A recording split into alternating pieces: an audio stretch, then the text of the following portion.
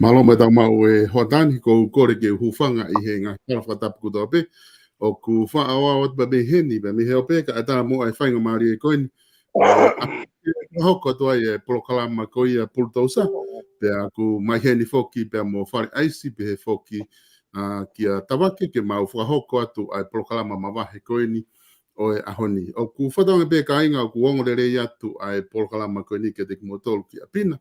Moto ki share te pe tau POLOKALAMA ka ke mu ai ko kore ke mau hufanga te pe I he tala malu e whonua tala mo ka pui ka lava ke mangau e pe hang lea o ku whainga fua pe mo mahino ke mau POLOKALAMA to aki na I he ahoni ko ilo I pe ko e ahoni o ku whawhiawhia whoki ko ngā ko e ke lava ke I heni ai o taha ko ia ku whawhi mai I ahoni ko TAVAKE TAFUNA ko o mai e PULUTOUSA ke mau kau whataha heni I ahoni pia mi tong eiki, pia he foki ki whare aisi ki Sacramento, Amerika, au lawa ke mau whahoko a te POLOKALAMA, pia ko I heni au I Nusilani I he studio, o mau talano ai I he POLOKALAMA ko ia o e ahoni, ai ko e kaweinga ko e te mau lahi talanoa da he ahoni, ko e mau talanoa atu I he tutu ko ia o nuku alofa. I he taimi tatau pe ka inga ko loto pe ke whakahoko atu ka ngana ka pauna kai ke whanongo I he POLOKALAMA koe ni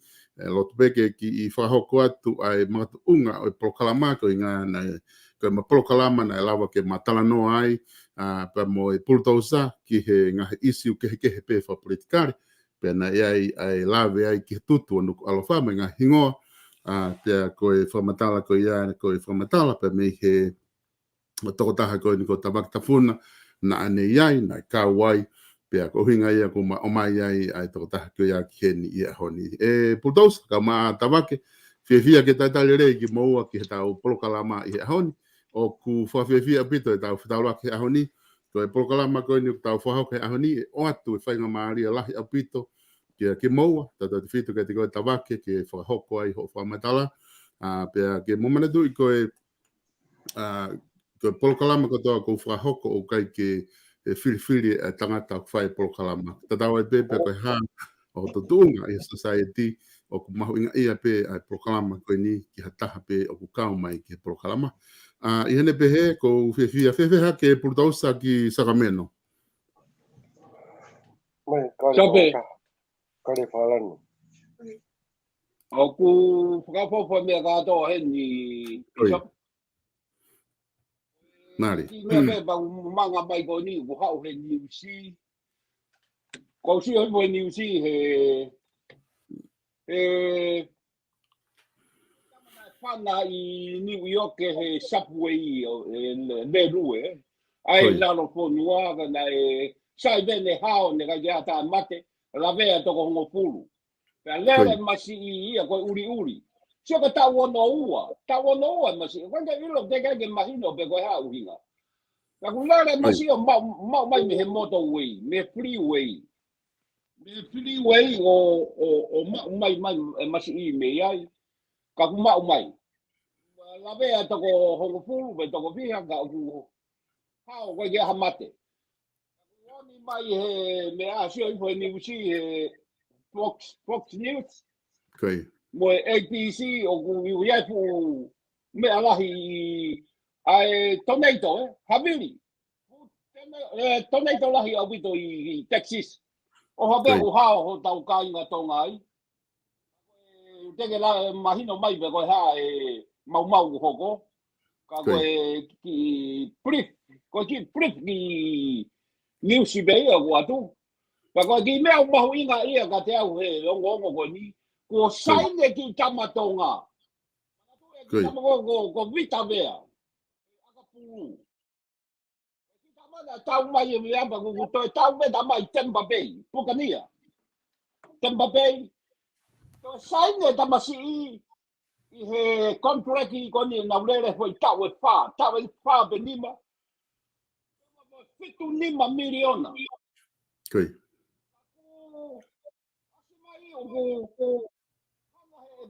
Tampa Bay o te kei tau noa miliona. Tau noa miliona be right in the front. Kona, tau noa miliona ena, sain, kona, sain. Tau noa, ho sain I be tau noa miliona. Tuku kehe a fitu nima miliona, toki pati mai a foi tau e nima. Kone osi koe tau e nima, mo e kiti ofu a e fitu nima, mo osi mai a fitu nima. Ko foi tau noa miliona koe, just right front. Ko osi be koe ne saini, pe a wha hono kato, pe a rue ato alo ki hono api. Nari.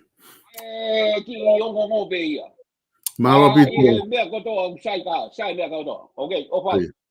Malo bito whare aisi, pe a ku wha malo atu ke te koe, I hono kei hoko o sponsor POLOKALAMA koe ni kei hoko atu teu, foki a TAVAKE koe ngā ki tonga eki. TAVAKE malo mo e tau mao e ahoni, pe a koe tui koe fofua taimieni ke kau mai, ki he POLOKALAMA o wha hoko atu pe ni heni. Pe a ku hange koe ku wha hoko ane nai, tata le rei koe ki he POLOKALAMA, pe a mo e o whabeu ke mau ha loto tau ata ina be, au ku ke feel welcome I lotoni I he POLOKALAMA koe ni tau wha hoko I he ahoni, neongo koe ka veinga, pere nge sen pa ke hanga I lo I koe tok fofua taimieni o ko wha hoko ai ha POLOKALAMA me heni I he tutu. Na kawe tutu he ngā POLOKALAMA ena e te ke u wha hoko e au pe me heni, ka ko hinga koe mahu inga koe ia, o I heni he POLOKALAMA pe ko loto ke taitare. Whewheha ke TAVAKE ki ahoni. Malo pito solo ko sai bebe ko toa, wa le be tongani.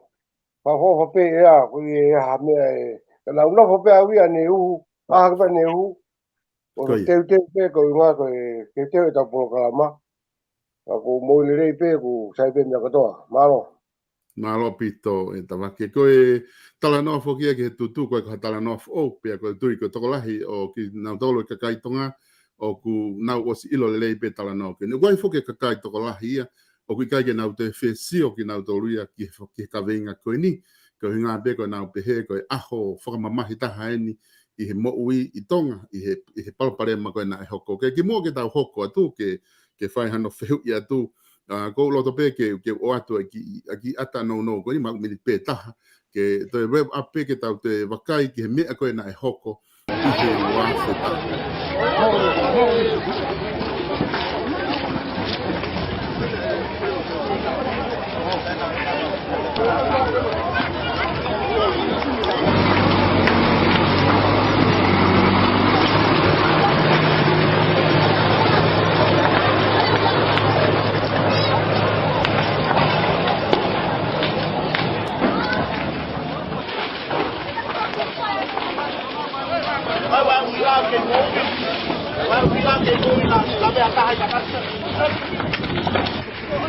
Da se riđe, može skoro celo mjesto.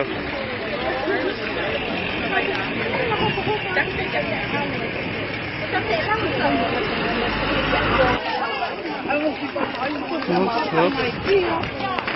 Ko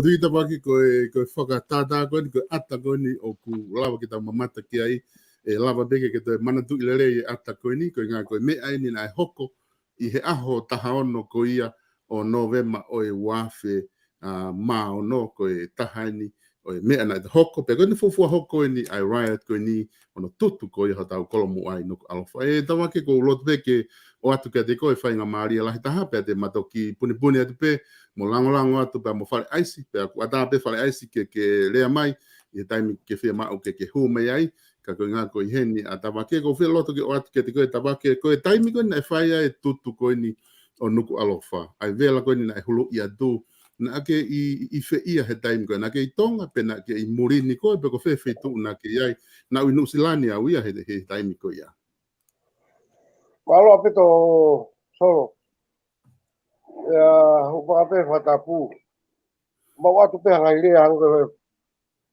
fatapu ka solo ki mo ma tu hangaire ko ingo pua mo mahina wa pua ko ko mea mau inga ke mahino ke kakai e polua ko mea mau inga taha ko ha mea na e hoko pe kai ki tau tafoka pe o tala noa ke konga loto mo whaka osi ka tau kamata ia me kamata anga e koe whakatolo ngai whakatolo ko ma mani lahi o kuna kamata na tau koe hae tupu anga na koe hae kamata anga ai o tau whakatatao pe ki he kahano tutu hafo i masi ko te tapu ha o ku te tapu e afi o kamata pe ne ulo sisi o alu pe o pu o kai ke ia mo yanga ko ni tui ta e iwa ke mea ko na tau ka ki he o pe ai hanga ko e akirisi o tapu e afi o tapu e afi tau pepe kono whakatata i mai ai kakai o puho honau loto puho e nau whakaukau ua sia e nau mo ui e nau whakaukau kage koutou pe solo ki mahino ko vua tu pe whakatata ke mahino le rei ke kakai ko e anga ia ai mea o tau nafo analyse o atu mo tau sio e tau whakatata i mai ngai uni mea na e hoko pe tau whakatata i mai ka pau ta e tui rewa ta pata o mai rewa ngai uni mea koe o whakataha o toki hanga rewa kau FBI to kau CIA Amerika o whakatata i mea koe pakapau re o whakamoni o kunau whenā pasi pe ko hanga koe whakalau ko whakarea koe kau wharea rea ka kunau whemari aki ai ngai ka venga koia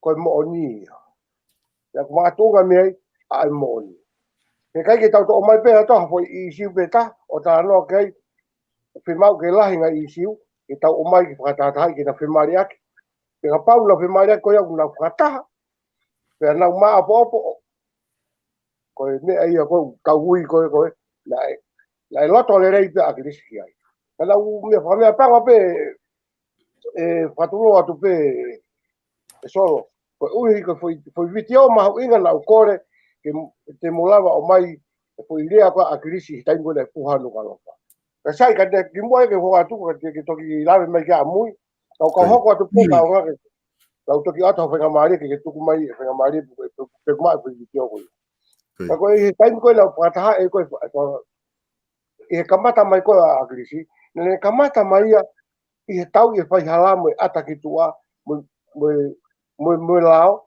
ke tatau pemi o unga ki lao pena e fu mana koa au pito hono tua ki koe agrisi na e whai mai koe e mea kono tafu mai ia koe kamata ia kono tafu mai koe agrisi koe e afi koe mana tui na e hao agrisia pe ne whaumumua mai e ririu kate mukalati ka ko taimi te tau pe utonu ki tau mana tui koe pure anga whakatui e ka ko ne whekumi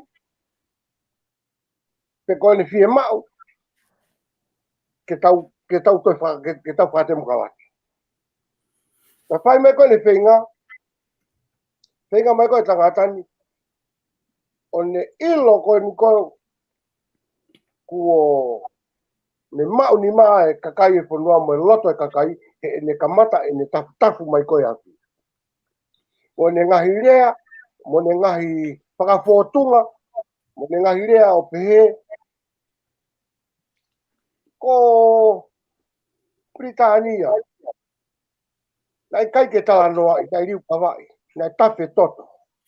Aia ko e awhia koe na anehanga o whakatupunga ai loto mamahi, mo loto tau pehia. Ki hakakai utoi maalunga. Ko whaamu peke mahino le rei ke kakai ko sai e tau laivi, ke taimi ki mo whawhiu me whaalai, whai taimi ko whaalai ve iau, ya ngala te kai mei ni. Ke taimi ko whawhiu me tātou, ko e sai i fo i au i harai, e ne whehu i mei pehia, ko o si i la veo i roi hano tāri.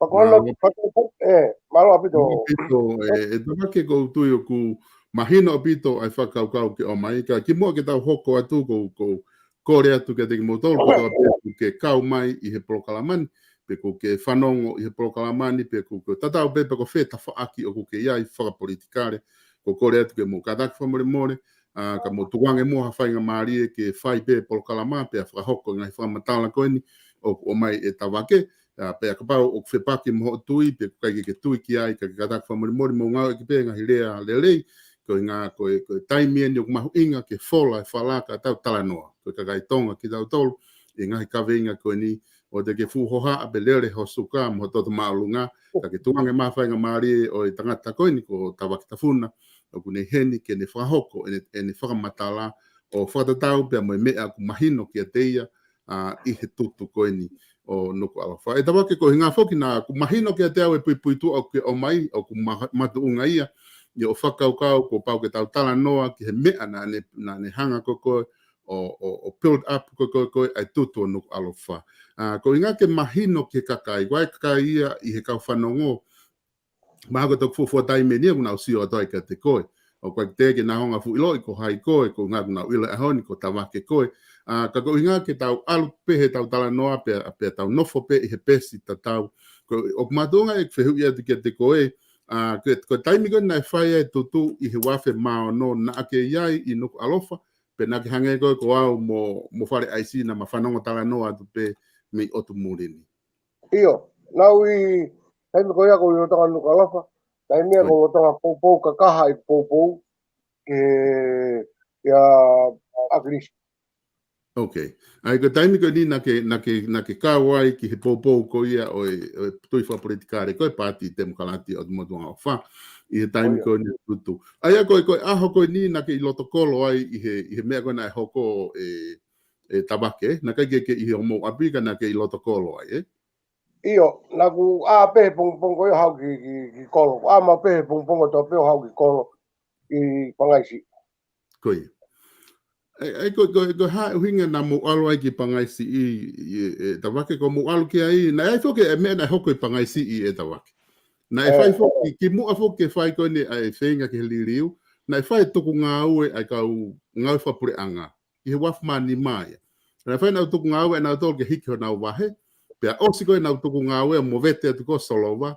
Te a hoko atu ai ka nofo ko ni ke whakahoko ko mo uki ke whakahoko i liriu. Ka koko fia ilo ki ai, mahino ka te au na ke kau he tui ki he pāti te mukalati o motonga ofa, na ke alu ki kolo, ko hae makatunga na ke alu ko mea he poupou ke kau tuku ngā ue, pe na ke alu ko e poupou ki he liriu. Na alu ko ia, ko alu ko poupou ki he liriu, ko unga ko poupou, ko whanonga ko ki he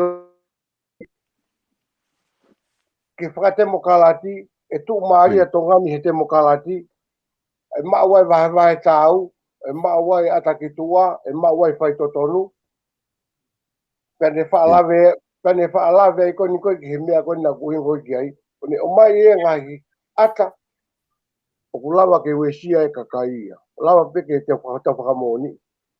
Kone tāna whataata ape, hataha o kawai hangoni, na ulawe koe ne nai koe ke ne wha, o mai mau pe ai foi whafotunga ko ia ke riu kawa ko nei whai koe Britania.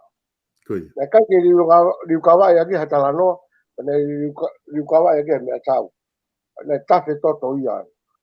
Kui. O wha o hake pe foi mea ko ia solo, ko uhinga ke langa ki hake ai ngai whakakaukau mo hawesi ai atamai o kau kai ma usia ke na lau whakahoko ai ngai i peto ke aki. Koi. Mo ni foki e tawake ko kemi ko ni na tana ke kakai ki pangai si i he wafe taha ono ko na ia ngahi area ia lahi. Oku hekai ke tau futala no ta tol ke ngahi area ko ia na ngahi fiarea aki ke hiki ka fonga kakai me toko fiha ke hiwa ke toko tahafitu pe ua taha pe hafua ya tui foi ka fonga no pele me hiwa ke he ona ngahi area ke na e fai ia me he tu apui pui kai taim ta tau na ngau tape e fuka kai ko ni i loto pangai si i o whanga ngongo. Pe mantini foko aha ko ni na e tāpuni ai whare area. Pena nau ngau tape mo whanga ngongo pe ko hae me e hoko ki ai. Taim ta tau ko puri anga ko Fred Severe na e pare mia. Ai a ko ia na e tataki ko i he puri anga ko ni o wafe maa ono. I he konga ni ko loto ke whehu ia tuka koe. Lotonga koe asi i he taha ngahi viti o lotonga koe whai koe ngahi area. Whai alatu ki mua, hau ki whare area, alatu me ve na lotonga nau whereu aki ko whai ai area. Pea o ware peku o mai me tohi me he pare mia ko e fiafi. O mai ko saine pare mia ke tare ririu. Pea pehe lewa whai viti o ia kana e tō mui. Toki tare ririu ia e he pare mia ko e fiafi ako ia. Ko os kamata tolo maka e kakai ki he office pare mia pia kamata mono tutu e mea lere. Ko ha uhinga na hoko ai mea koe ni i ho i loi na ke iai tonu. Ko ia solo malo apito. Ko ia he lau ne ia ngai whakamata mai a si ata mo mea ke mo i tahine kona ko ngalu afi. Pa ko whakamalo apito ai peke na whanako mai. Me whai ata whakamama. Ke au la iai tonu ka mo la mau iai tonu pe nai whanonga tonu. Ka pavole au te whakamatala ha mea pa te hao whakamatala katoa. Ka o te hanga o mai pe ha foi lerei pa te hanga upi ai kogi. O mai loua ke na o mai ke ilo ki ai kakai. Koutui pe koutui pe mahina solo e kuhinga. He koe taimi kotoa pe u te kawai katawhaki o te o mai pe foi lerei ka upi e kogi. O hange koini. O hange koini. Taimi ko ne ngai ne hokoi koini e tutu nuka rofa. Ne ai ko fi ave fetohi aki koe mo whakangongo koe he mea. Koi. E solo, ko whakapapa watu. Nai osi wesia pe kakai ia. I hono whakakonahi mai, mo hono whawhanga ai mai. E akirisi, ai loto mo whakakaukau e kakai. Ko hamena tupunga ina toka mai tohiku lau sita na tō. Koe ha. Nai ai makatuunga, ko hai uhinga nai, hai uhinga na lau ita pe ai. Koe uhinga koe ha. Na iai ai mea nai hoko. Koe ha. Na iai tala noa. Na iai ngai ue i whakae loto. Ke mala vai, ke nau mawai ha loto tāngia. Mo loto tāu whihia. Mo ki hanga e nau tui. Mo e nau tui ke tangata aiki koe ni. O nau whakahoko ai e mea. Ka pate tai wharerei tau tala noa ke maa opo. Ko talatu. Na e kawa akirisi i he loto lerei ke mea koe ni. Nengo na kai kene re pe mai ke mo tutu. Ka ko mo sio ke ngai ho ata mai koe ne ngai whakamatala. Mo ne whakamatala. O kune hanga whakaha fua mai ai. A ene loto lerei i he puho anukalo. Hake koe ni. Taimi koe na whae eke koe akirisi koe he solai ni koe whae eke re tio he whangongo akirisi. Ko hae, na ke loto, na ke ilo e hoko ha palaparema peheni. Ko tari ko akirisi, na ikai te utei amanaki e hoko ha mea pehe. Lotonga ko ia, lotonga puho ko ako. Te ki ai ke whanonga tō taha, ko hanga, ko whakarea to akirisi. Mo mai, pakitungo mo totu e nā. Te eki ai, pena ikai, pena te eki ai, ke rea pehe akirisi ia, ke kakai. Kone rea pene peheni. Mo mai ake ni o malolo mo mai whakamoko. Ko fo ire aia la ane fai na ke kita hare aia. Ai ko hare wa anga tau sio. Na eloto ki ai puna ta eloto. Kapala ta eloto ki ai na ia ere ke na ne fai. Ka ko ne loto ki ai na e whakalolo pe ia. Sai ka foki mai lewa ke vela kono ke anga ko o tala mai ko i to fi avia ke to himo mea. Ko uhinga ia ko na whakamatala e mo whakamama to ai. Na ke fi avia ke utohi na o si wesi ape loto e kakai. I he ngahi, i he tafu koe e akirisi ai afi. Ko talu mai ene tafu e afi, ka kone ilo e papapau kone mau e kakai, ene kakai. Ave o ne lawe ai o pehe, ke whare o tui.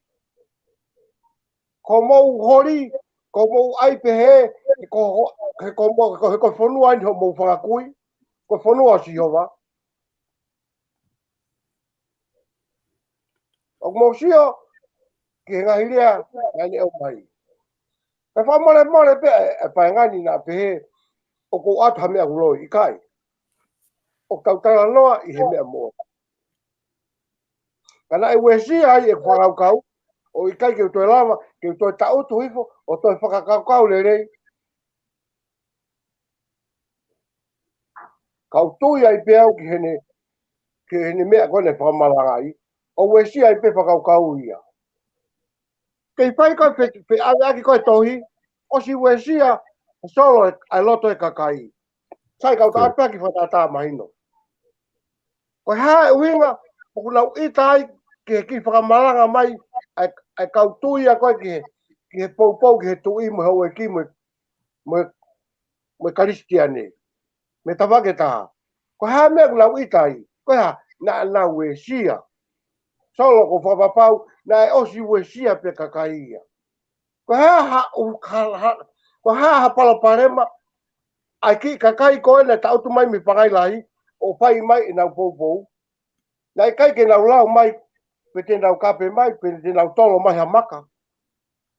Koe loto o ia, o kau mui ko akirisi, na e wesia. Ko hea ne wesia, he na e wesia pe ia, mi hono. Malanga i mai akirisi. Mohono whakatawere i mai akirisi. Mohono tafu pe akirisi. Ai ki afi teu tafu pe afi, ko pau pe aho puho. Kai ke kau ki tukatu ki aho ki whihui. Ia mama pito e TAVAKE, au mahino ke te au ai whakaukau ko ni, ai aku ke whakaha mai na ke kau mo koe i he wesia koe. Ko konga ni ko loto ke ki whihu i atu he ta whaaki ko ia, he ta whaaki ko ai. Ko pehe koe ku wesia ai kakai ko i ngā aue ai ekparemia malo, a Chris Pohiwa, tapu moia. Koe whakaukau koe wesia koe hae mea a kirisi na ane whai ke kakai ke, na ane whakai ai nau tolu ko i ngā ke Koha na ea hawhainga mea na ni whia mau ke o ange maana, hawhainga mawhai, peko mawhai e tui, peko hawhainga mea o uhinga na e wesia i peka paukai na kai ke wesia i a kirisi. Whewhea where severe koe na e pare mia he taimi koe ni. O ke behe na e wesia kakai ko hinga koe tau toloi mo kai ke loto ke ai, beto ki tari mai koe whia o tō mui. Ko whe i heo mea koe ni o kuke tui na e wesia lahi ai kakai. Sai, ko whakamalo to he whihui maari o ni. Na e, taimi koe ai me koe utohi. Na o si wesia pe kakaia, hina o stala mai pe akirisia ki mua. Koe whanua kotoa pe, ko te hanga whina e te mukalatina e pau ki ai tau. Ko pau ki whai ringi toto. Ka koha ai pe ki whai mahina tai. O ku kehe pe, ke tahanga ai angen mua, o ku kehe pe, ai kapana e wesia kakai, i he kake, i he tuai koe, Hona taetari mai koe, ai tohi koe ni koe na fie mau e akirisi.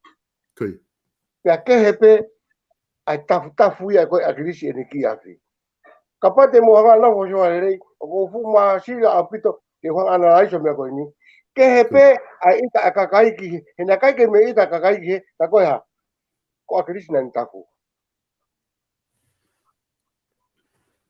Te eki ai ke ha mea pehe kata whawhawhua, te eki ai ke ha mea pehe maaman I tongani e hoko. Ka koe unga koe ha. Koe rea koe na e whakahako e akirisi ka mautolu, kono tafu mai koe mo ne koe mea ke whai ha mea. Sai, ke o mai whoka hui rea pehe, ko hai ia naua na e wesi ai e kakai, na wesi ai kakai. Ko akirisi, peko maari ho foi fehui, peko persevere. Koi. Koe kutari, o pehene kutari. Na e kehepe, o ku kehepe, ai wesia ia persevere, na kehepe ai wesia ia akirisi. O kau tue pe te mahino ie. Koi. O kehe, na kehepe. He Mahina koe foki. kehe koe, he nai Koi. toki kimui mai a persevere ia. Koe ia, na e sifafanga mai pe e akirisia mautolu mi mua. Koi. Kono kehe.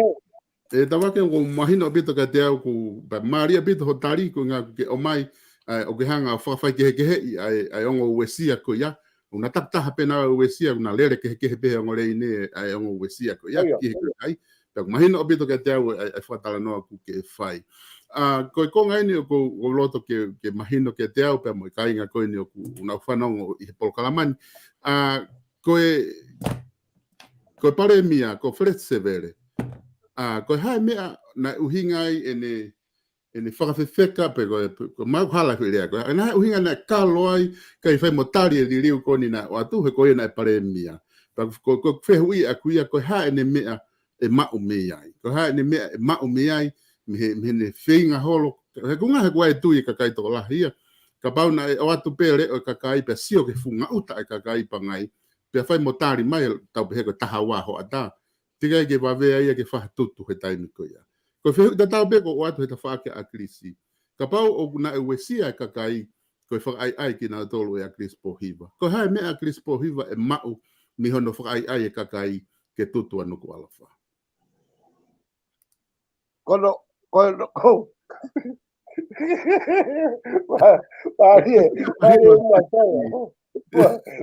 Marie masolo. Marie masolo tari fehui Marie. Unga koe te ki ai atu pe te wlawe atu pe au ia ki hanga e kutui a atu.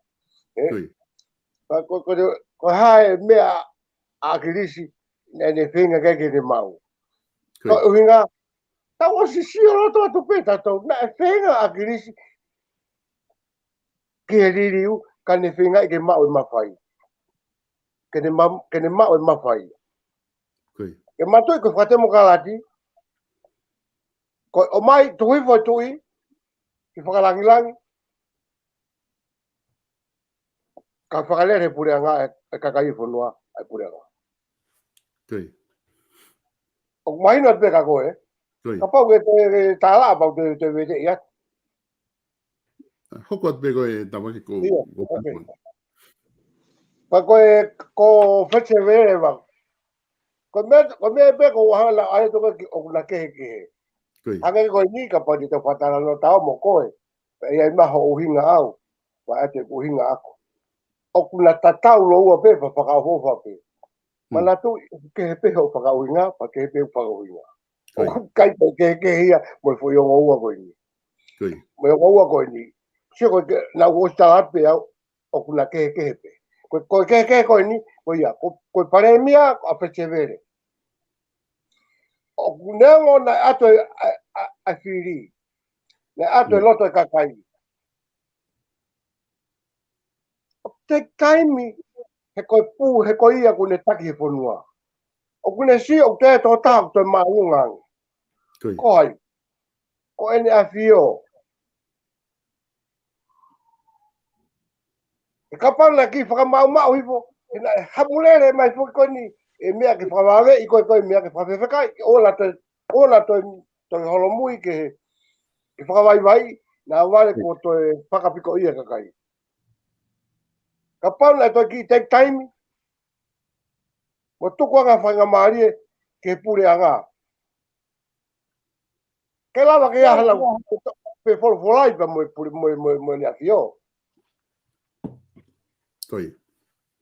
Aya, e kutui. Ka ko unga hele fu mave. Pena whakawave I wave ko unga ko ilo e akirisi ko ne mao e loto kakai na wale kuto mafure kakai. Koi. Oki mahino ka koe. Mahino pito wake fare aise o ke whanongo mai be koe ke taimi be ke hu ma tāna hu mai be ka ko ngā ka hokot pe e whatanoa he whainga mare ko he ni ata wake ko hangai whoko wha matala nai ta wake ko taimi a ko ni au mai ki November a taha no o si hu ripotia ai tubre o swahu ripotia kabinete severe o swahu ripotia ai pro democracy ai gona takia akrisi ki fare area ko ngā ripoti ko to ko ya ko ngā ripoti ko to pe ki heliriu ke political reform aia ko liriu ko foi ka veinga peia na o si talanga na o si fai pe ngā uia ki ai me he tui o aluhifo ki lalo ki kakai ai ko na winga foke fehu ia tu ko hare ba me a krisi e mau mi no teke kakai ka pau ko a krisi na ni fai dai kakai ke na tutu ko ha ene me mau me ba na ke tala mai leva ko mafai ai ko mafai fe leva o ku ke tu na feinga a krisi ki ai ko mafai ko I fare area pe ko mafai ke pare mia pe ko mafai o tu ko unga hela he ko penga agrisi ko ke mau ko ai loto ka ke liri fa te mokalati mana tu ko te mokalati pe ko la vai ke fai ngo foia ai pure anga ko ia mo ka fa pure anga ko ia ka fa foka ko ia ke la pore kato ma fai te malunga ai a pe tau sia tonu ki ai mo ta fa no tonu ki ai pe ko hala ko ma u ya mo kau ya mo kau ka kau ya aku hela e kau pe agrisi e ko va ve angeia hono a ma o loto kakai sai ta pepe ai mo ko le ko loto na kakai pepe ka pal tau sa pepe os fai riu os tau ri fa tem kalat ko hare va me agrisi fai te tau le pe ai pe ke ko me ende ne fai ai ni kon fa mo wa ki o a ko na fa mo ga o fenga ke ma fai tu ko taha foke o me na fa na tala noa I aho ko ni e tawa ke hik pena hik ni mai e pangaisi manduina e yo na e ke kai go go loto kai pa ke tu ke olunga pe te tange hik ho mo ni ma ai na e loto pe te ke loto ke hik ka kai me to ko hiva ona ko fa funga me to ko hiva o to ta fit ai leva pe ko loto ke ka kai ko liriu ko taha ia nga liriu na e fie ma o ko ke whakahoko pe ko fika ia tau ngau e aki na tari ko ia tau ngau e aki I ahoni ai to ta fitu e whakona kakai toko hiva whakona ka no pere ko reform ko ni whakahoko ai a kulava rewa ke whiri e he kakai e kau whafofonga pe a whiri rewa he kau whafofonga na ate kakai ai pare mia pe a whiri rewa he pare mia e ne kau minister ko ngahi mawhai ia o kwhia mau ke whakalere ka he ku waka ia tuka aku ko mawhai ia na fie mau e a krisi ma ana ko whehu ia ko loto ke ilo he tatala noa ko hamea na mo itai na e uhingai hono tutu o nuko na mo ita hamea pe na e whekau I ki mo dolu ke mo tutu anu alofa solo mo pe ko tu pe ko ma ko pahia ka ina nga noa fa to fa rea ke me ko ni io ko pe mai agris mo fai ha mea sai he kai ke ne la vai ke pe mai na ne pe mai ko no me mi ke mo tutu koi o le hanga o mai hanga idea ke whakaita ia ke kakai, ke makatuunga ai, e nau whakahoko mea ko ia. He ka pau nei kai ke tuta no ka alofa. He kai ke noa a grisia. He kai ke a grisia ke tunga ko ia.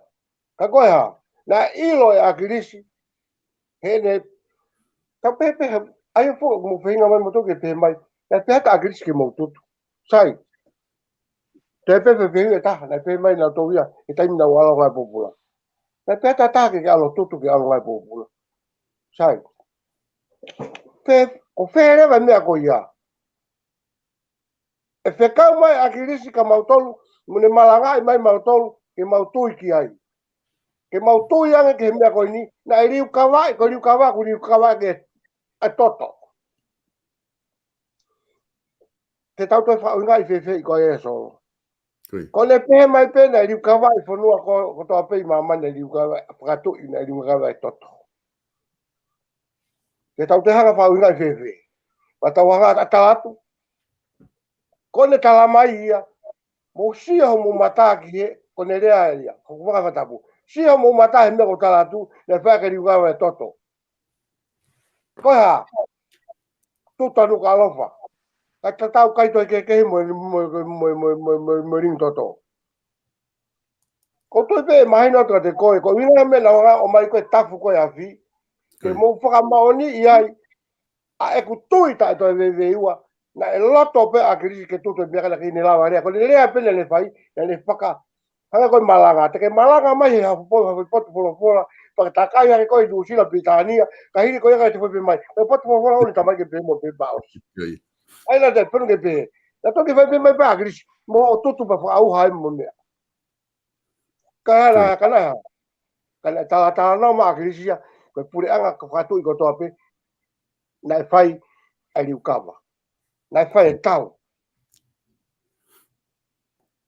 ka to me ko ia ke fai tu ke mai no ve kata TAVAKE ko malo abito ai whamatala pe aku kata ke ko nga ka pau ke fe hoko pe ho whamatala au ke osi pe ke hoko pe ko ia o ku whawhawha pe ka unga kautok whehu. Tau ka ke hoko atu pe ka pau ke whehoko atu pe ho whamatala. Kai, ai pe ka ki whehu ia kau... Ko tau nerei pa whainga whehu i pe ia. Te kau ake mo tomo kalati, mo anga koe ni huma ka o stai nerei pe au. Ko mea koe ni ko whatonga i koe ni kore koe ki wei pā mata koe ni mea.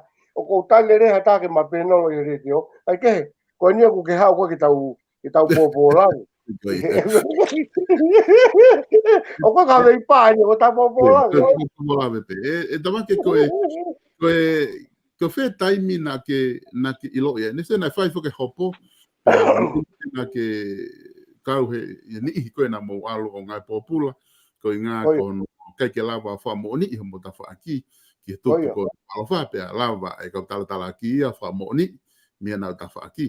Pea, o ke he kai ke tala noa i he whaikiki ko ia, ko konga ko talan whe eke atu i hoko atu ho whamatala, ko whe taimi na ke whakatoka ngā i ai o ku ke he mea ko koe na ke tui ki ai, na e whaka ai koe ki he mea ke whakahoko ka na kai koe mea e na ke o ku ke whe taimi na ke whatoka ngā i ai palaparema koe ni tāna hanga e pare mia marolo wha ai ki motolo ake ngahi lea mo ngahi ha. Ho mo loto ke mo ita ko fe taimi na ke whatonga i ai na ke toki aha ke ai ho mata whatonga i ai mea ko ia si whawhetai ma si ke solo ka pale hena la wofetu te koe masina wala tau whiru aku mo koe he mau inga au pito pe maari ho whawhehu i au wa koe anga i e mea ha au ko hawhainga whehu i peko toa pio kai peki pau peki o ataso tari ka ko pau peke whanonga ka kai ko toa pe ko lau tau tena whamau ue ko taimi koe lau alonga e popula koe Now, alu ko ia ngai popula nai more ho family i he kutui e os ko ia pe foki mai pe ata pe foki mai ko ia Nā toi hao ai pe asi ata, o toi whai ai pe, ai fwoi mai, ai fwoi laivi ki o toi laivi pe. O toi laivi pe, ko kei hao pe, ko kei mālohi pe. E kutui, pe whai atu pe koe ai mea. Whai atu pe koe e kutui, o sio, mai mau fwoi, e ku sio koe ke ne whamalanga i mai koe ni, a kirisi koe ai fwoi visone. Ke whakate mo kalati a tonga ni. O tau kei pōpula. Pe taimi koe nau hao ai pena e atamea po mi atamai mi pirisone pe koe. Koe fwoi wafe mataha. Koe wafe mataha pa koe wafe wanoa. Ki sema. Kai pe koe wafe mataha ki sema wafe mataha po ki sema wafe wanoa. Koe taimia na tau whakamanato e pekia. Nā ku toko tope i hoku api. O si o loto peki. O ki whakaanaua le wau ki a sastu pōua. Mo whakaanaua mai ki hanga koni ai tui whakatemo kalati. Mo whakaanaua le wau ki a sastu pōua ki mo pekia. Ai hifo e pekia. O pei laulau i ne mo ui. Ko uhi ko ki tau tou. Ki whakatau a taina i tau tou. Pea toi tu. Nā ku si o le vai ki hanga koe ke loloto koni ai tu i koni ko sastu pōwaki. Ka nae o si hanga pe e sastu pōwakia o puake tau ataina i hene pehe e koni stutone. Ko puaki atu ai tau ataina ki hoku kakai. Tok whamapo mai matoi pui tau nako whi mea monia. Ke tau ataina ke ona ke toi pōpula ki hau eiki. Pe pōpula mai ki te au. Ke tau ataina ki hokoloa, pia ke whaiteria ki ai. Pe ka pau te ke milione ai, koe mea pei au. Kai ke, ko ki whalahi at pia ke mau hono kano kato koe, ai opa koe asiastu pōwaki. Koe taimia, na utoki ongo i ai, ai mawhesi o kuloto, e kusio at, ke taau mai mo puri ki wanu, mo whainga taa, ta iahano aunga. Hala ke iahano aunga a eku tui, mo eku pou. Kau whoki mai au, kau ke eiki ko sisuka isi, o ne whakamo ui au. Kai tupu anga ia e kuririu, ko tupu anga ia e utafoki. Tanae, o si hanga pe sa tupu waki, o whaki tau ataina, i e konistu tone, ki hono kakai. Pake mana tui, ko tongani, ko ki whanua si. Amerika te reena, Falanse, na tok tānau mai tamai Falanse, ane pō. O talange te tau laivi a honi. Pea u tala mai rewa e tamasi. Si tawake. O ku mau whakaofa ia koe tui u ke mau mo ta whoki. Mo i riwanga mo ui u ke mau. Ko mau mate o whatuka te koe. Koe uhi. Mo sio mai ki Falanse ke haumure si holope ai kakai i he whanua te mokalati koe. Amerika ena, na te iai a tawake. Amerika na ke sio tonu si holope ai kakai.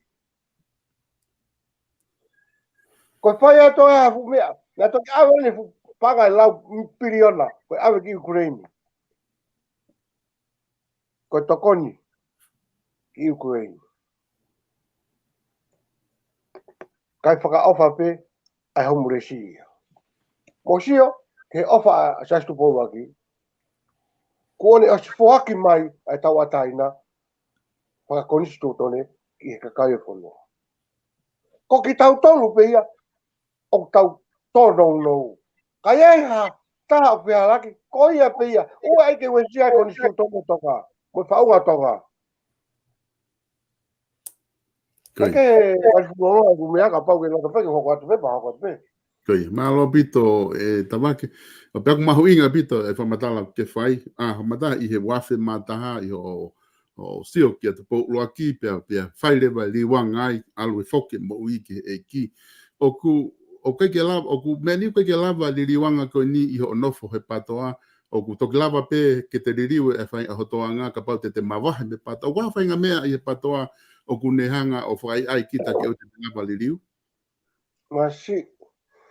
Masi ye.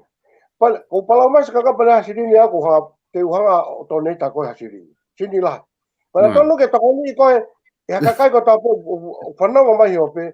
Ko ui ko fanga lau mari o ke mau he ke tau ataina ho laivi ho tala noa mo ho ki POLOKALAMA. O ke kai te ke kau ko ta faaki. Kau ke hanga o mai ki he. Ka tu ke mau tu kitaria. Talu e kutui ki patoa. Ko e kape pe mo whakaria hu whakawhatapu o mautala noa ki ai. Te ki ai ke mautala noa matonga ha mea o hange koe mea koni o whaki mai whaiwhakau pita pua. Ke manato I mau pe ke mo mua si hoa. I he tau ngā ue. Ke whaka mua si hoa. Koe mea ia na ane hanga toi kau e whakamalohi a eku liwanga. O ku maho inga ke kakai whanua. Ke tau manatu ki a sasi polok, na ne o hake hono pe ai kere o ne whake ki he langi. Ke ne malu I mai atonga. Koi. Mone pito o ku kehe ai koe ku tui, o toi mahulu ngai he tainimi au, o ku kehe au pito ku tui a koe me he kutu koe ki me patoa. Nei ngai to ngai na whai au ia hau pe whake me mimia, ke I whai pe ulunga lea kowi lea tai whiunga. Aku to tonu ke alo e taimi mo te mau e mahama. Koe ia, nafo he pe patoa, koe whakaukau I pe, ai kowi he taimi moto, whakaukau I pe mea koe, ke mau, ke to ai mawhai e tui. Whakaukau I pe mea, ke tukui whai pure a ngā. Whakaukau I pe mea, ke rea ke kautaki loto si e ngai si asi. Koe whai mea ia koe, na ne whakamalohi iau, ke ka whoki me patoa. E toki haa nafo sio rere I atu. Ke he whahinga hanga, mo whahinga nau, o ku mau he patoa. O kai ke utala atu koe ni, kana o ku moulotonga sio tonu, mo mou whanonga tonu, ki he nau whahinga toonga. Pea pū loa mai, I he ope, ke ua ilo e nau ngai toonga rea tai whiunga o whai meki whanua. Ke kakai e whanua. Malo pito TAVAKE. Ko ilo pe ku wawe ke ose TAIMI ka ko loto ke watu e ni. Na whanongo I he whaaki eke o loea na risonu tupo. Na ne iai tonu I whare hopo, na ne ai I whare hopo, pe ne whanongo tonu he hopo. Pea I hene whakamatala na e kātoa ngahi mea koni ku tau talanoa ki ai. Ngahi vitio, ngahi talanoa ki Pitania ki he revolution, ki he tutu, mo ea fua. Kātoa ai ngahi vitio na e hoko I pangai sii. Na e ave kotoa ngahi mea ko ia e he kau polisi ki whare hopo. O hopo ia ki a kilisi. Ko tamakoko pulu, tamako Clive Edwards, pia mo uritu wata. Pena whai hono hopo I ki nau tolu ai, pe whamatala ko a loia. Mea pango ko ngahi whamo oni kotoa na e mao he kau polisi. Na I kai ke whiunga ia, ke lava o tau tea ia I ke mau nau hala ia, pena hangare whamau tukuange ki nau tolu. Na kai ke lava he whamau a ngā whamo oni, na e hanga e he kau whafufonga I tau whako ni o kau a klisi, o whakaai hataha ke tutu. Ai ko loto ke whanga eke atuka koe, ko I ngā kapau ko ngahi whamo oni kotoa, ma ngahi vitio, ma mea kotoa na hoko I pangai na kai ne lava ia o whamo oni, na nau whai whakai ke whaha tutu I whamau a ngā. O kuiai ha o whahinga whamo oni, hange koe ni na ke iai, na e talatu hanga tonu pe e hataha ia, ke mou alua tutu, anu ko alofa. Soni, Maria, muito.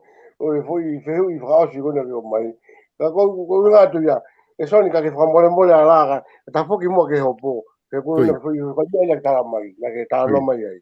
Ai hao ai ka tama ko nga na ka ke ha witness le ke aken sia kina to. Sai. E soni ka pala maurea mauto. Ka pala maurea moni na nga popula ka tama. Ngau e popula te nau lotonga ka hewa te tani. Pe mahalo ko ngau popula ke mati. Ka ko nga na ha. Nga maufua hia. Na maufua hia na mauroi ka make maufua hia. Peha.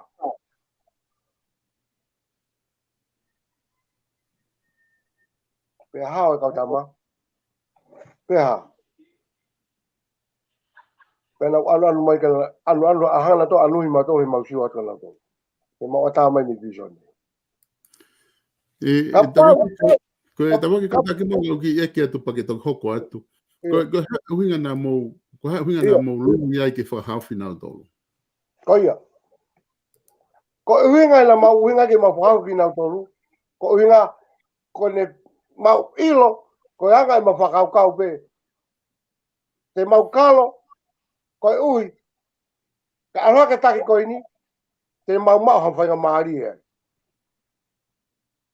He kua whai ai tui ki ai o mau whihia. Pea tuku ake mau whai lau. E mau mo ui. Pea ha. Pea mau whai lau. Pea au leo whatau api nusila. Mone whanau, karia ki mau tonu. Awe ua noa miliona. Awe ua miliona. Ki hai, se dita. Koe i lape ko sto ntotangi mani mo ko ia. Ko stia ke whainga vua. Ke whakatu tāmaki koni. Ataki koni. Ka pana maurea. Ngawe popula ko toi whi kautama ko nake tai ngā ko.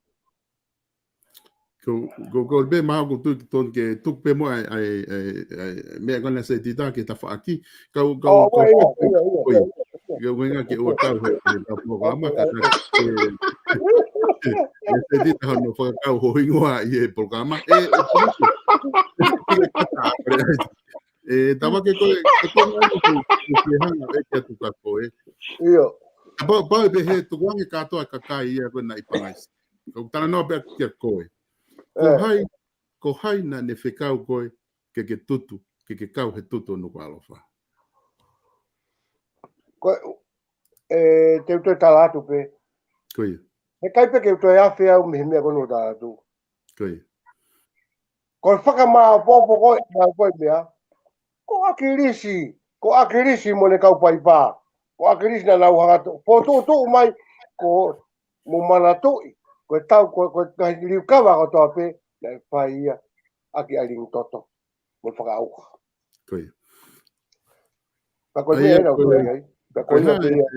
E whalala anga ho o whamatala ko uhinga pia ku hoko ate whehu i ko unga ko mi ose taimi tuke ka tau whainga maari e ke tau toi whoki mai ai e te whoki mai peto o toi whaka loloto hanga hi whakaukau ki o ki whakawawar ka ko hinga ki konga kon ki muini mi ose whoke taimi pia ko hinga mea ko ki hoko ate whehu i ko hinga ka tau alu kena wha o si koe konga ni ko whemau ke eke ka koe tawake ko hinga ko ha ai falala anga ho formatala ko ni ko ke fai ahoni I he bipon media o te ke he formatala anef mo ahon be ku be ko ke te haliriu be ku ko ha ni hono falala anga ho formatala pe ko no mo oni ko ia ho formatala ko ho ko ahoni ko falala anga ko formatala ai ni pe ko tala tu he ko o si ko ta formatala ko nei ke tu pe na o sa mama pe ko ni ko ke to fehu I mai pe ta ko te pe atu ko nga whakamatala ko toa pe a kirisi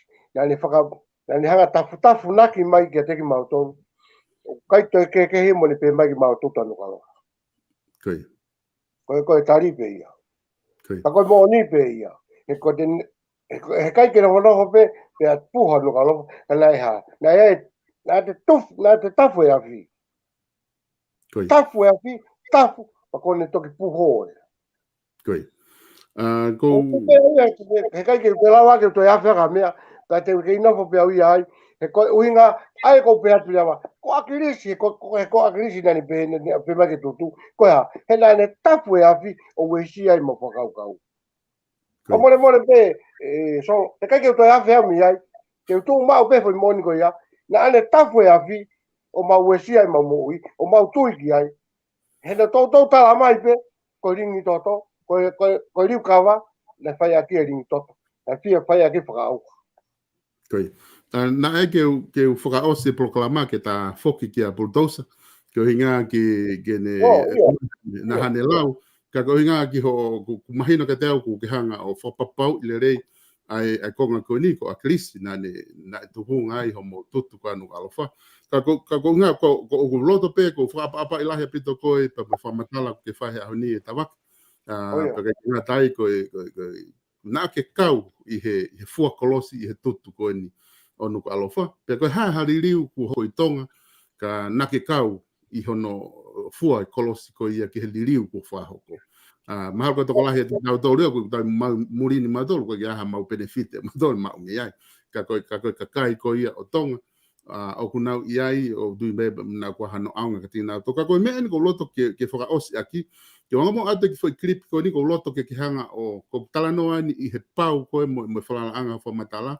Ke hanga o toki i wha hinga i mai ko ha anga ho wakai ki ai pe a pagone ospe ko ia pe de atu rewa fa nga mari ka ko ke hanga o mai ha fa nga me a pe ki wha osi ke tau POLOKALAMA pe osi ka pau alu ka fare ice he ka wanga atu ki foi clip ko ni ke wakai ki ai ko hinga he ko fe ma o ke mahino la anga pito ai talanoa ko fefia la he ka mari ko mau ke ile ka kai fonua ai te fito i mo oni ai me na hoko he tahon ta pe ui ko tahon ta e palo pale mai no ko farm e kai nga tonga mo fono ko mai hin ka utala te me ko mo oni ko me ko to pe ku hoko e mamani ko ni ko pau ke fatotolo i ko hai te fito ko matu unga me la hoko e kai nga tonga mo fono ko mai te fito ai palo pare mai tahon ta ko ngawe u sena fa fia ko feche vele ko ne loi yaki e kakai o matu ngai ai takita tu pe kakai o fai na ngai ngawe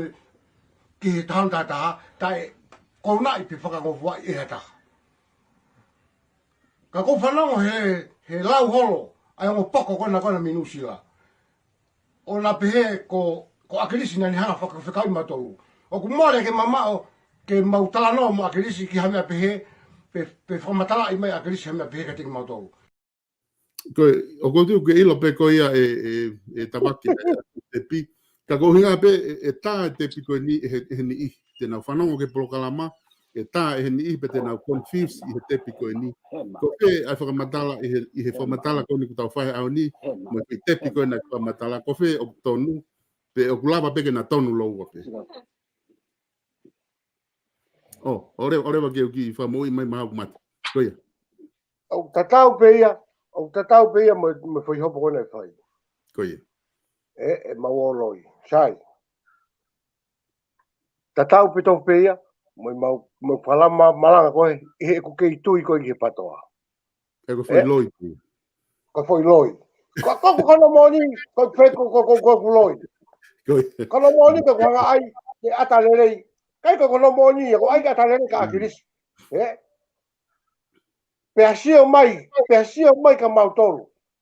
Na mawo o fua kolosi. Kai pe ke alpe fatau api nusila. Kai ria ki mautolu. Sai. Taimi ko mawe mama ko ha tala moni. Ne to tala tama ka tane po ahwa ania. TAVAKE. O kai ke tu yo, ko toki tu ni ka te koyo. Ko ri ko tai pa uia ia ko.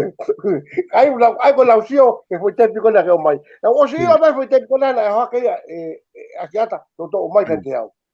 Pala pe mai, ko ha me o ke pau ki ai. Ko pat io. Ko me au pe. Na ta wo hopo pa ta wo loi, ta o ngai popula. Ka ke ha ko akiata. Pa ko ni, ke to ha o pe o mai o mai ki to lai. Pa to ta la tu pe. Ko taimi kona ke fehu i mai ke te au. Penanga pepe uli riu. Na tokoto hai tokoto hi mo nga paka laua ke peki a sisu. Pia pe la o ia pe mo. Pia hanga le fe la o e mo. O ko le fa more. Pia fonua ke siasi ke tu i tau fonua. Ke tapa ko tope. Ko uhi ko ngai tono. Ko uhi ngai ko uhi ngai ko na hanga to henda o hake fu mia kana na pe fia pe ya kaya ta ko tari en ko atu. Koi. Ko pako pe fia no to hake ke to aya tu pe ke to fai pe ka jara kai to ri u tari a. Ko kuma o ni mama. Ko whakaha tu ai, ngai mea to pe na mau hanga tala no. Ke mau whakamoni. Ke mau ngā pōpula. Kai hawa kaka mau. Maro? Maro pito tawake.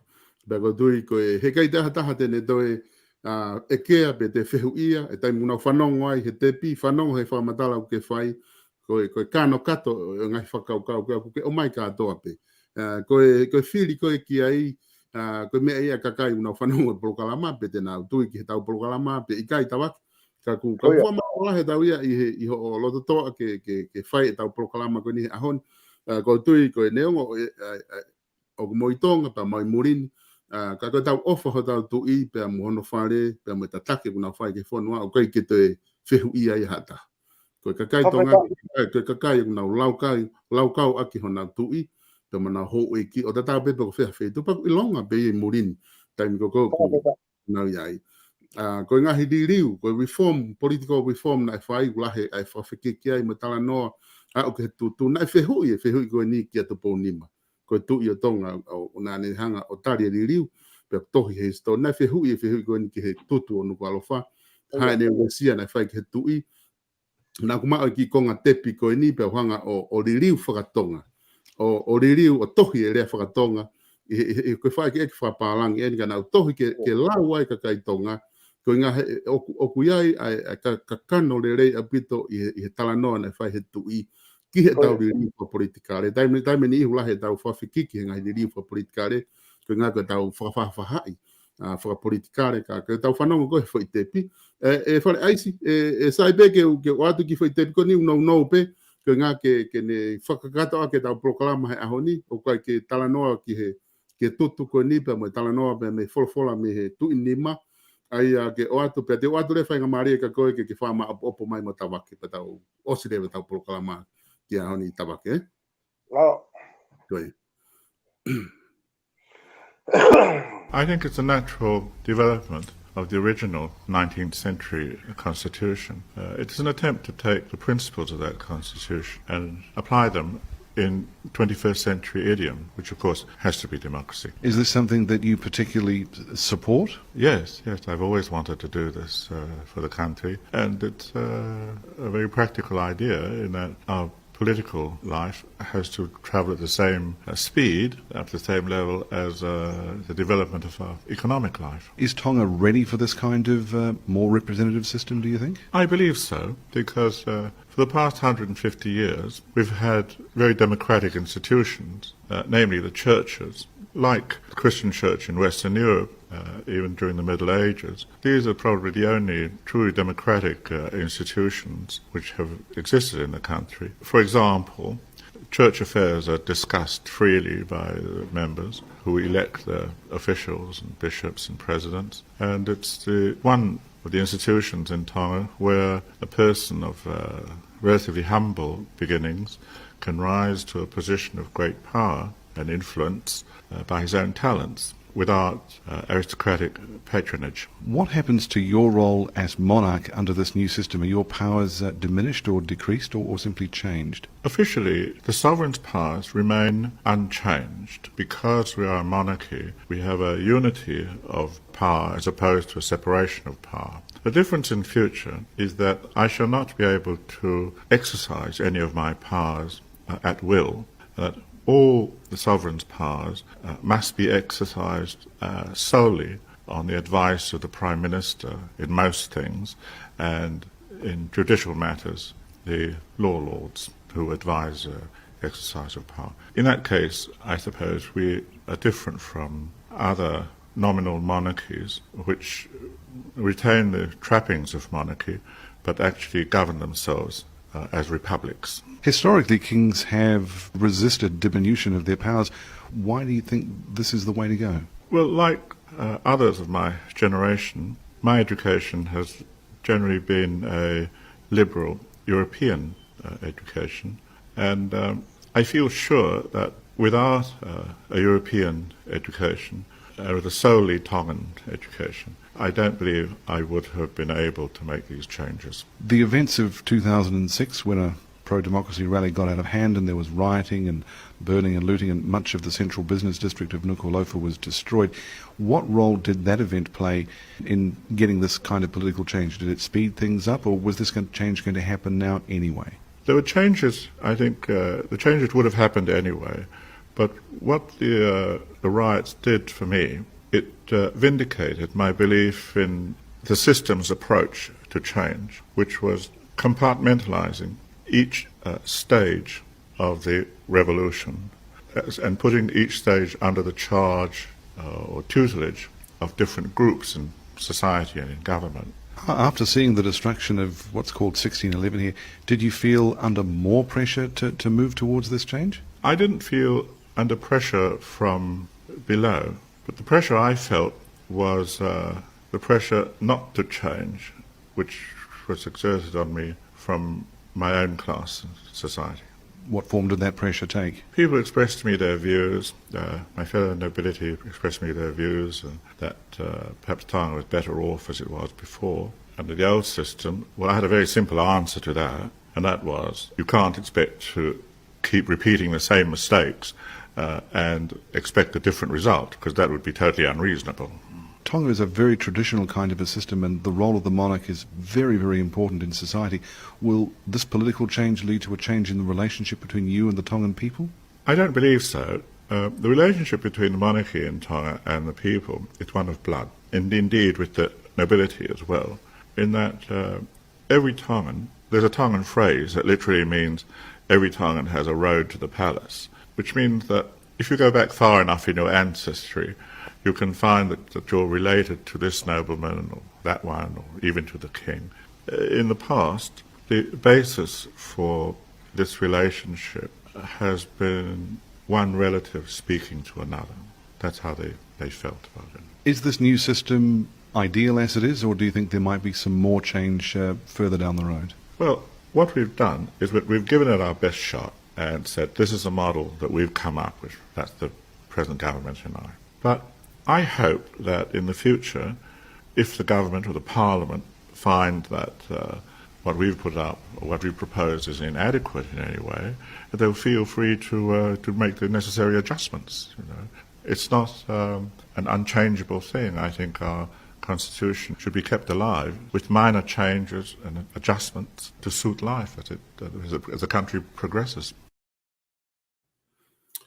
Fore ansi te foki atu katoe ko ngā ke whama apopo mai tau POLOKALAMA, ko tui ko e taha ene whakaike eke mahu inga pito. O ko o mai pe ko ngā whilawe i e whakaike eke koe ni pea mo e tuto nuku alofa mo ngā hidiriu wha politikare na e whahoko.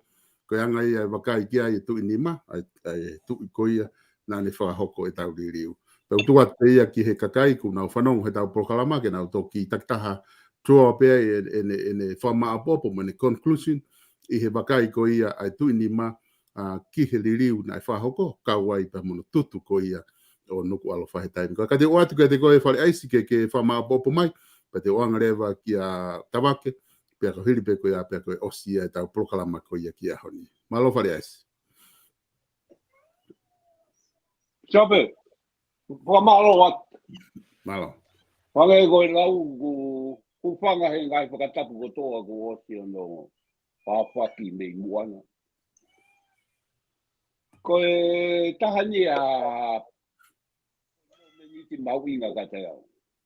Koe. E whai e mea i Tonga. He tā mai a tawake. O si pe koe. Tama po take ko toki la nga I hake. He mai ko e weekend pe ma TAVAKE. Toki sio he ahoni. Na hange benga te awi haki me a noa be wege. Koi.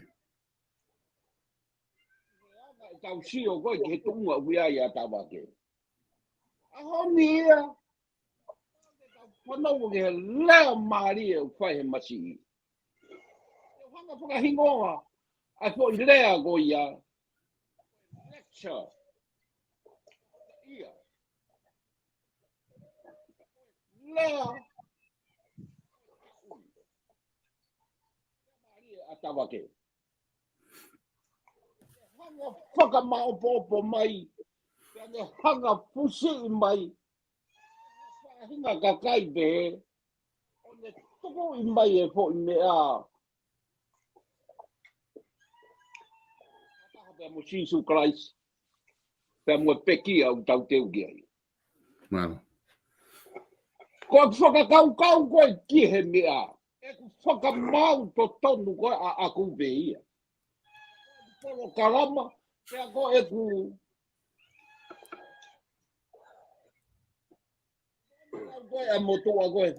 I rest my case. Maui. My case.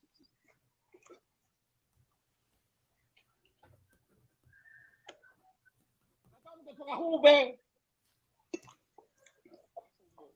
Ostani moua a tulisia e. Papa TAVAKE koe tanu e lere mo e tapungaki. O futunga wewe. Tau pehe tape fie. Tape fie. Whakatuuna I pangai. Tai aha mea au he mo mingi tu whakawasi. Hiki atu funga tau mua tu I pangai. Teu. Masi a TAVAKE. Whai e whetu taki he mea. He whare area mou. Shaini. Mahangwa tu o tau he aho koe aha no TAVAKE nau shaini. Oku I kai. Poho anu arofa. Ko toi meno kui tonga ko whakapo te waki. Whakapo te waki. Teu e mea whana. Teu e te mahapu. Teu e mea ko toa. Whai e tau. Ko tōta ni te kamosi. Ato e te pā, laku mai. Ato e te pā, laku mai. Mea whana. Kinga hai. Na te aha tahana ane mananga I e mea. Ia pe tū kuaki.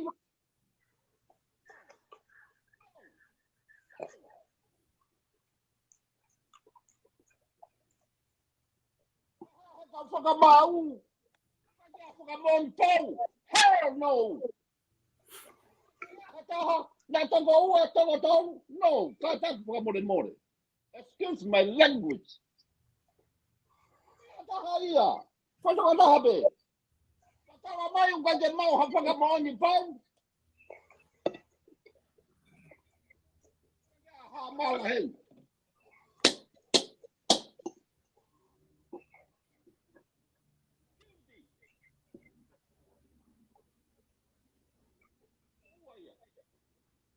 Whakamaua aku. Whakapo te waki. Rea tui. Ka ke rea mai tui ka whaka siawhi ni rea. Oku tohi mai. Tohi mai he mea pakulere mea o kai ke ulawa lau I nei. Ka koe ki mea ko mau ki ai. Pe he tui oku. Loto ke. Ko lea anu whai mehea te. Osi e tutu mo mea ka atoa. Ko toki lea a tui ai. Lea nai ki mua. Mo mea e mea na tau. Te tau wane. Ki mui hoa se tutu. Whainga te whakalelei pe a loto o kakai. Mo mea. Ka mea ngoe ta. Atu wā tohi o pehe atu he tohi ko loto ni kakai.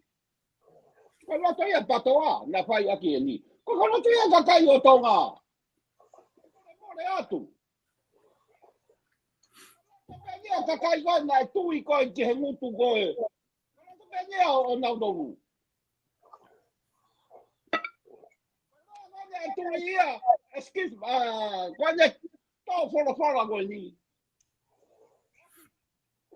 tonga que kau associate mo foi mea mo whakale lei koe ke tau loto masi ke vela tonga sia mo foi mea henda sai ko te kau associate ka tuanga whai na maria ke nau alo o mau e tanga he tui whai ma whai kona kona mo moi tau sio ki ai asi ma e fu mea whai tā miti ore lei ai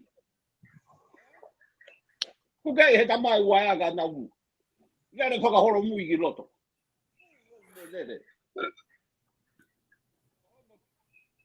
Tāria Nima Otua.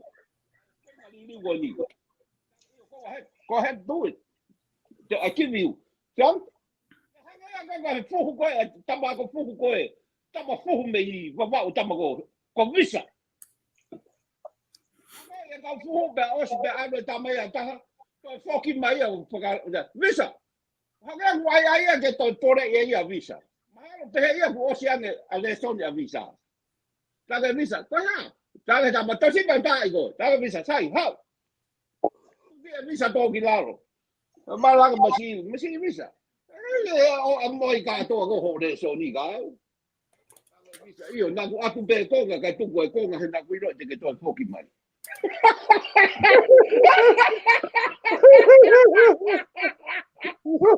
Beheda be he tui, Jangu não tá comendo. Ai, aqui. Como é que eu ia me agora?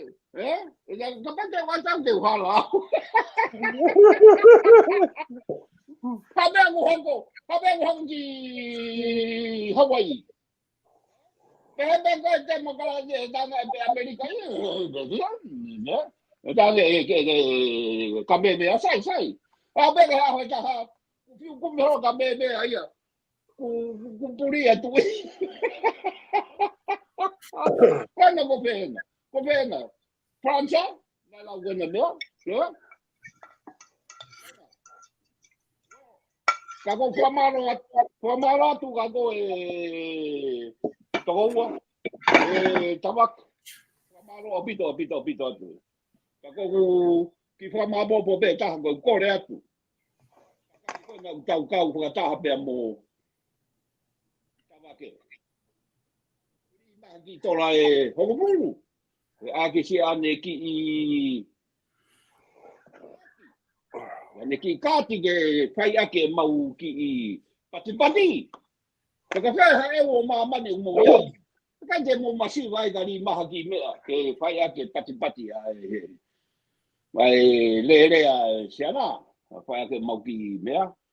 Ane o goia ko ofatu ka mautong. Ofatu whamaro at bishop. Whamaro bishop e mau whanga maari. Toki to mai ho whamatoa to kia ka TAVAKE mea koe pehu. Ko whamaro a vito. Whamaro TAVAKE. Whamaro tali mau loto maularo nge si tali e whakaape. He ko nea ua pete tau sio whaiwa o whanoko tala noa. Ka oa pena tau sio tonu pe tau tore fwoi whaiwa. Pe tau sio le rei ke fwoi whaiwa. Pe hau tonu me he au sia. Hau tonu me he kakaina nau whai e mea. Ko ofa malo opito. PULUTOUSA, TAVAKE. Marigo ni mau. Malo opito. Malo opito pe tau whawhetai pe mo ke o toa ko unga ko e. Pe lau maari u tau tala no ai. Naka ofa pe ke ilo I he kakai ko toa pe whanua. O pe ke toi tuku haiwi. Ko e osi tahaini, mo e rei taha, mo e moni tahaini o ko atu. Na whai riu kawa. Na whai ngai pango ki mua, ngai uanga tai whiunga. Na kai ke mo ilo ki ai. Ka koe ni ko mao e riwanga hanga he ki o whamu ui au, o mao e maama, ke wahewahe aki. Hao lewa pitapua, o popo I mai au, ke maulanga waka, mo teke, ai hau hatau whanua, o whaunga hatau whanua, ke lerei whakalupua whanua. Ka kai ka lerei pe ai whanuritu, ka koe whi mau ke lerei whakalupua whanua. Ka ko ki whakaosa ke whumia koe ni, ki urat. Ko i whakaosa e whumia koe ni, na uki lai vea te whikau aki pia motu i wata. Ke tutu kono ka alofa. Ka te whakaosa e toa ke whumia koe ni. Na eka ka tu i wata. Whe, nga tu mai moni turei. O si mau e uwe ni e mo mau e mea katoa. Na kai ke rea a oni turei, na whalolomba oni turei, tu i wata pene whamatala mai. O mo pehe koe hai. Palani, ano tuto no kalofa.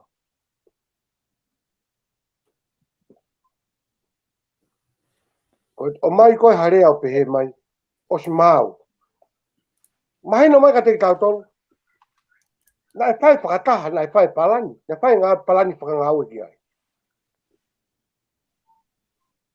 Oha, mu ai pa te whai koe whamatala. Ai whai whai ai aki tohi mo mea. O si mau ia. O si mau pongi pe mene lau tolu ia. Mau pongi mau, o si mau pene tani au e fia. Hono teu mai, e pui palani. Peha. Ika nei puha no kalo.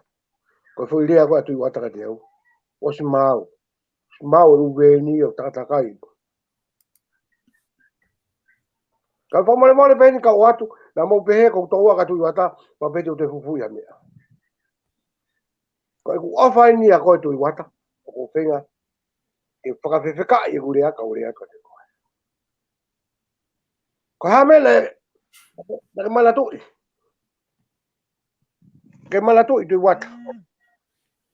Na si more ho wha o gahi o whiwhine mahamu mo gahi whoha. Ke extendi kona koe i lia hona. O whenga ke tau whenga ke mō kore whakamore. Nā hoko mai ngahi mea lalahia. Nā kei taka whia ho mō loto. Ka kai ke mō sio mō tong ke nonu anai hao koe mei mōi. Mei mua. Nā ha. Nā si marolo ho whanau ai. Whakakau ki ai. Nā more ai kakai e nau mō ui i he vela nua. O si mau e uveni takakai. Ma mau mo ha te iho. Kau aka pulu ha te iho mo e hahak o si mau katoa. Nā kau a asiata? O mō pehe koe tāna koe ni koe tāna te hai. Koe tāna alo. Ai mea koe koe tāna tu. Ka ha mena whaosi. Nā e mo oni he nā e alola e uveni. Oha? O tuku anu ka alofa. Tala e mo oni pe lawa tu i o si mau. Ko tala no aina ke pongi. Tō whai me ai hao fiafi. Kua tāi fiafi. Kai ke ko whamaapo watuaria e tau tala noa solo. Na ko whamaalola hika te koe solo. O ngai tokoni ko toa peo mo ngai whehu i whai meka te au. Ka ki mua ke whaosi. Ko atu e whamaalola ki whamiri tu. He kau pitapua mo i kau whekau ko toa pe. Na popo ka pitapua ke lango waka. Ai mahu inga. Ke tau mahu inga i he whaunga ha tau whanua. Ke tūloa ta ngata. Ko ia pe malo. Malo pito ai whatala noa whai e tawake. Pa malo atu PULUTOUSA. Malo pito e POLOKALAMA ko whahoko e ahoni. Ia pa e whatanga pe ku ongore e pena e ongore e motolu. E kainga ki a pina e POLOKALAMA koe ni ko mau whahoko atu. Pe mo TAVAKE TAFUNA. Pe pe he whoki ki a whare aisi ki Sacramento. Ko e ngata ia e POLOKALAMA koe ku mau whahoko atu he ahoni. Pe mo e kore mori atu pe. Ka pauna ia i ha POLOKALAMA pa mga hilea na mau oatu o kai whiunga pa mo nofo a kainga pa mo kataki o whamore anki maudolu. Happy Easter to ki a tiki maudolu ko toa pe.